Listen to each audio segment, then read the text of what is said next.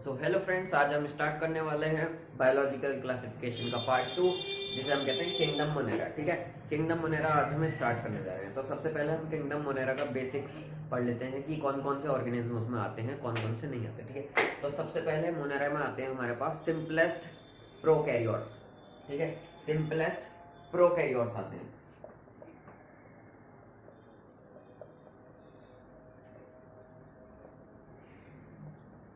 Simplest prokaryotes मतलब यहाँ पे बैक्टीरिया से है हमारे पास। ठीक है,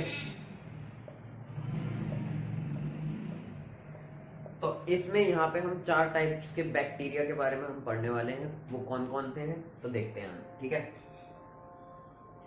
सबसे पहला बैक्टीरिया आता है हमारे पास आर्के बैक्टीरिया।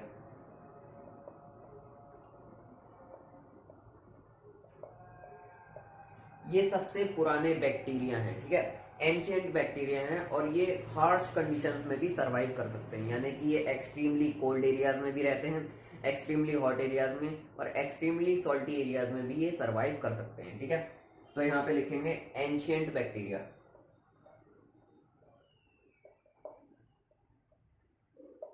और can survive in harsh conditions.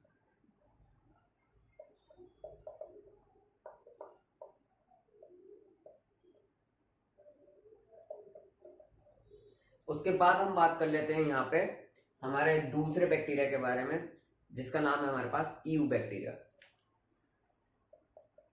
You bacteria ये हमारे पास आ जाते हैं मॉडर्न बैक्टीरिया। इनका दूसरा नाम है यहाँ पे मॉडर्न बैक्टीरिया। ठीक है,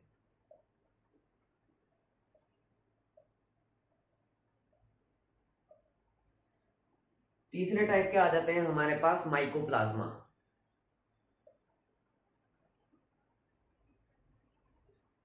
माइकोप्लाज्मा स्मॉलेस्ट नोन बैक्टीरियाज हैं। इन्हें हम कहते हैं प्लूरोनिमोनिया लाइक ऑर्गेनिज्म, PPLO। ठीक है, यहाँ पे आ गया PPLO, pleuro pneumonia like organism. इनमें खास बात ये होती है कि इनके पास सेल वॉल नहीं होती, ये नेकिड होते हैं। ठीक है, सेल वॉल इनके पास नहीं होती। और फोर्थ आ जाता है हमारे पास साइनोबैक्टीरिया।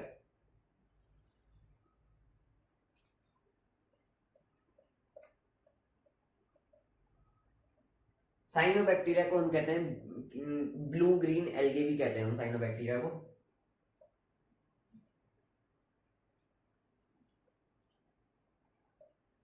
ठीक है, ब्लू ग्रीन एल्गे इसलिए कहते हैं क्योंकि ये फोटोसिंथेटिक होती है और सनलाइट से ही अपना फूड बनाती है, इसलिए हम इसे क्या कहते हैं, साइनोबैक्टीरिया।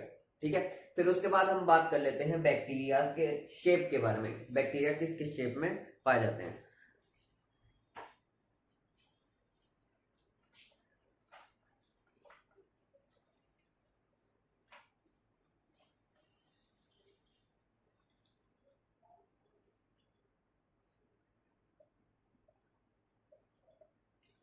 ये मेन शेप्स इनकी 4 होती हैं। कौन कौन सी होती हैं? सबसे पहली शेप आ जाती है हमारे पास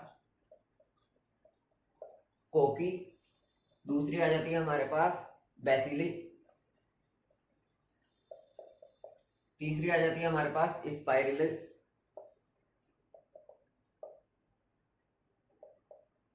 स्पाइरलम और चौथी आ जाती है हमारे पास विब्रो। ठीक है, कॉकी शेप होती है हमारे पास स्फेरिकल शेप, यानी कि ये बैक्टीरिया स्फेरिकल होंगे, गोल। ठीक है, बेसिली शेप होती है हमारे पास सिलेंड्रिकल शेप, ये ऐसी होती है। ठीक है, स्पिरिलम शेप होती है हमारे पास स्पाइरल शेप, इस टाइप में।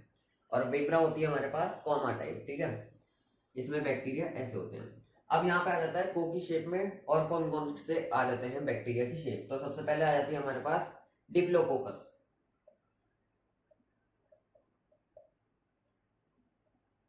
डिप्लोकोकस, डिप्लो का मतलब डाई, डाई का मतलब दो, यानी कि यहाँ पे दो बैक्टीरिया आपस में जुड़े हुए होंगे। 2 spherical bacteria are joined together. ठीक है, उसके बाद आ जाते हैं हमारे पास स्ट्रेप्टोकोकस।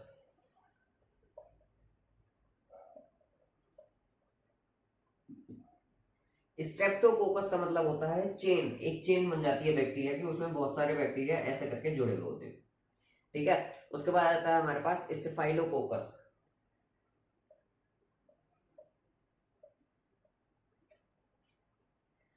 इसमें रैंडमली अरेंज्ड बैक्टीरिया होते हैं, जॉइंड होते हैं, वो एक पूरा क्लस्टर बना लेते हैं, ठीक है।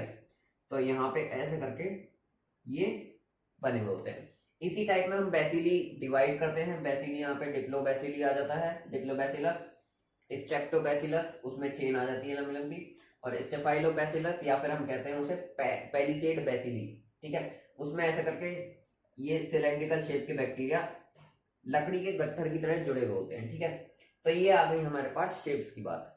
साइज की बात कर लें तो हमारे पास साइज बहुत ही वेरिएबल है इनका बैक्टीरिया का। ये 0.15 माइक्रोमीटर से लेकर 600 माइक्रोमीटर तक की रेंज में पाए जाते हैं, ठीक है। उसके बाद बात कर लेते हैं हम फ्लैजिलम की। फ्लैजिला मतलब जो इनके मूवमेंट में इनकी मदद कराता है, ठीक है। फ्लैजिला की बात कर लेते हैं। फ्लैजिला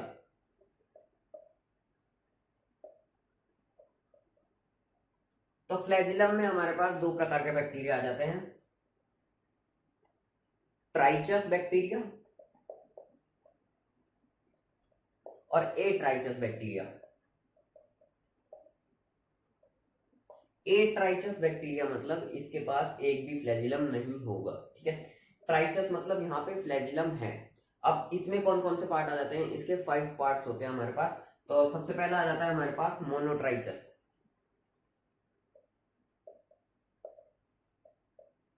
मोनोट्राइचस, मोनोट्राइचस मतलब सिंगल, यानी कि इसमें एक ही फ्लैजिलम निकला हुआ होगा, ठीक है।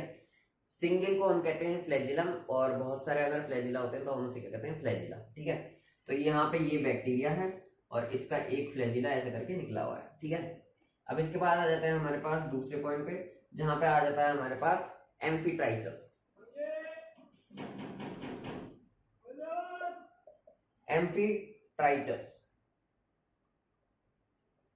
एम्फीट्राइचस में यहाँ पे बैक्टीरिया के दोनों साइड एक एक फ्लैजिलम निकले हुए होते हैं, ठीक है। ये हमारे पास बैक्टीरिया है और ये हमारे पास एक फ्लैजिला, ये यहाँ पे एक फ्लैजिला।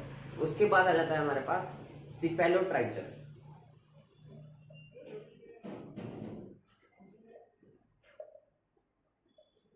सिफेलोट्राइचस मतलब यहाँ पे एक ही साइड में बहुत सारे फ्लैजिला निकले हुए होंगे, ये ऐसे करके, ठीक है। उसके बाद आ जाता है हमारे पास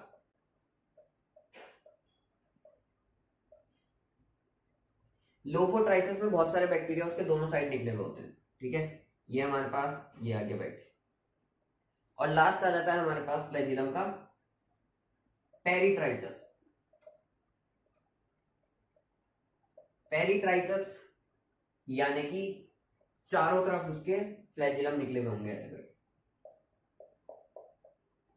और ये फ्लैजिला इतने छोटे छोटे नहीं होते, ये 100 टाइम्स लार्जर देन बैक्टीरिया होते हैं, मतलब बहुत लंबे लंबे होते हैं ये बैक्टीरिया। यहाँ पे जैसे दिखाया है ऐसा, लेकिन ये बहुत 10 गुना ज्यादा बड़े होते हैं बैक्टीरिया की बॉडी से, ठीक है। अब हम फ्लैजिला के स्ट्रक्चर की बात कर लेते हैं, ठीक है। स्ट्रक्चर, उसका इनसाइड स्ट्रक्चर कैसे होता है,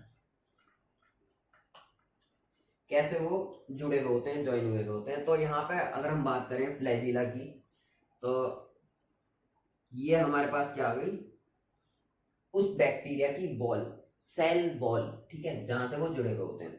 अब फ्लैजिलम के 3 पार्ट होते हैं, एक तो बेसल पार्ट होता है, दूसरा हुक होता है, और तीसरा फिलामेंट, ठीक है। तो हम शुरुआत करते हैं बेसल पार्ट से, ठीक है। बेसल पार्ट्स में रिंग्स होती हैं, ये यहाँ पे 2 रिंग्स बनाई है मैंने, जो कि सेल वॉल के अंदर एम्बेडेड होती हैं। पूरा बेसल पार्ट जो होता है फ्लैजिला का, वो सेल वॉल के अंदर होता है, ठीक है। तो ये यहाँ पे 2 रिंग्स जो हैं यहाँ पे ऐसे करके ज्वाइन हुई होती हैं। ये हमारे पास क्या आ गई, ये चीज हमारे पास आ गई रॉड, इसे हम क्या कहते हैं, रॉड, ठीक है। यहाँ पे ये दोनों आ गई हमारे पास रिंग्स। अब यहाँ पे बात ध्यान रखने वाली ये है कि ग्राम पॉजिटिव बैक्टीरिया जो होता है, अभी हम आगे पढ़ेंगे gram positive gram negative bacteria क्या होता है। ग्राम पॉजिटिव बैक्टीरिया में सिर्फ 2 रिंग्स होती हैं, ठीक है। जबकि ग्राम नेगेटिव बैक्टीरिया में, यहाँ पे ग्राम नेगेटिव बैक्टीरिया वो हमारे पास उसके बेसल पार्ट में 4 रिंग्स होती हैं, ठीक है। यानी कि ग्राम नेगेटिव वाले में ऐसी ऐसी 4 रिंग्स यहाँ पे लगी हुई होंगी बेसल पार्ट में फ्लैजिलम के, ठीक है। ये आ गया हमारे पास रिंग्स, ठीक है, यानी कि ये ग्राम पॉजिटिव बैक्टीरिया है, यहाँ पे रिंग्स आ गई, ये ज्वाइन हुई है रॉड से, ठीक है। ये पूरा, इस पूरे पार्ट को हम बेसल पार्ट कहते हैं, जो कि एम्बेडेड है किसके, सेल वॉल के अंदर, किसी बैक्टीरिया की सेल वॉल के अंदर, ठीक है। उसके बाद हम बात करें इसके ऊपर का मटेरियल क्या होता है। इसके ऊपर का मटेरियल यहाँ पे आ जाता है, थोड़े थिक रीजन होता है यहाँ पे, इसे हम कहते हैं हुक, ठीक है। और इसी से ही ज्वाइन होता है हमारे पास फिलामेंट आगे का, ये यहाँ पे ऐसे करके ज्वाइन होता है, ठीक है। तो ये आ गया फिलामेंट, यहाँ पे ग्रेजुअली इसकी जो विड्थ होती है वो छोटी होती जाती है आगे, ठीक है। एक जैसे कहते हैं ना पूछ, तो उस टाइप का ये ऐसे करके बाहर को निकला हुआ होता है। और ये टेल जो होती है इसकी, जो फिलामेंट होता है, ये फिलामेंट ये किस चीज से बना हुआ होता है, ये बना हुआ होता है ग्लोब्यूलर प्रोटीन से। ग्लोब्यूलर प्रोटीन क्या होते हैं, ग्लोब्यूलर प्रोटीन,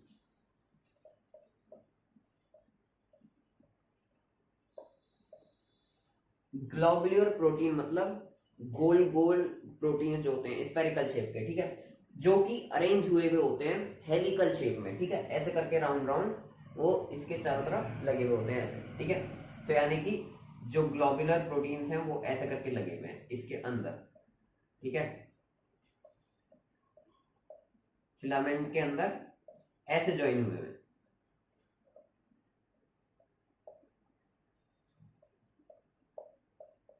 तो ये आ गया हमारे पास ग्लोब्यूलर प्रोटीन, और ये ऐसे करके हेलिकल शेप में टेढ़े उसमें ये ऐसे करके पूरा उसकी फिलामेंट बना देते हैं। तो आज के लेक्चर में बस इतना ही। अब कल के लेक्चर में हम पढ़ने वाले हैं मोनेरा का मोड ऑफ रिप्रोडक्शन और मोड ऑफ रेस्पिरेशन, कैसे वो रेस्पिरेट करते हैं। तो अच्छा लगा हो तो लाइक करना, शेयर करना, कमेंट करना और सब्सक्राइब करना नहीं भूलना। बाय बाय, मिलते हैं नेक्स्ट लेक्चर।